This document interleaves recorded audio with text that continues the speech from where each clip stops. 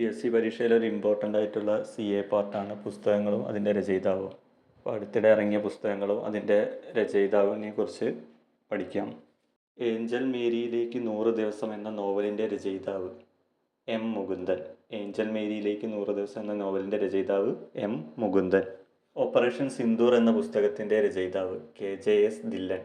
Operation Sindoor എന്ന പുസ്തകത്തിൻ്റെ രചയിതാവ് KJS Dhillon. The Chola tigers avengers of Somnath എന്ന ചരിത്ര നോവലിൻ്റെ രചയിതാവ് Amish Tripathi. The Chola tigers avengers of Somnath എന്ന ചരിത്ര നോവലിൻ്റെ രചയിതാവ് അമീഷ് ത്രിപാഠി. ചാർലി ചാപ്ലിൻ ജീവിതവും കലയും എന്ന പുസ്തകം രചിച്ചത് PG സദാനന്ദൻ. ചാർലി ചാപ്ലിൻ ജീവിതവും കലയും എന്ന പുസ്തകം രചിച്ചത് PG Sadanandan.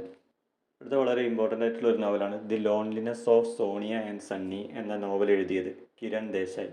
The loneliness of Sonia and Sunny എന്ന നോവൽ എഴുതിയത് കിരൺ ദേശായി. ഈ നോവൽ ബുക്കർ പുരസ്കാരത്തിനുള്ള അന്തിമ പട്ടികയിൽ ഇടം നേടിയിട്ടുണ്ട്. ബുക്കർ പുരസ്കാരം എന്ന് പ്രഖ്യാപിച്ചിട്ടുണ്ട്. നിർഭാഗ്യവശാൽ ഇതിന് കിട്ടിയില്ല. പുരസ്കാരം കിട്ടിയത് ഏതിനാണെന്ന് ഓർത്ത് വെക്കണം, അത് ഇമ്പോർട്ടൻ്റ് ആണ്. ഇനി അടുത്തത് ഒഴുകാതെ ഒരു പുഴ എന്ന നോവൽ രചിച്ചത് ചന്ദ്രമതി. ഒഴുകാതെ ഒരു പുഴ എന്ന നോവൽ രചിച്ചത് Chandramathi. Democracy's heartland inside the battle for power in South Asia എന്ന പുസ്തകം രചിച്ചത് SY ഖുറേഷി.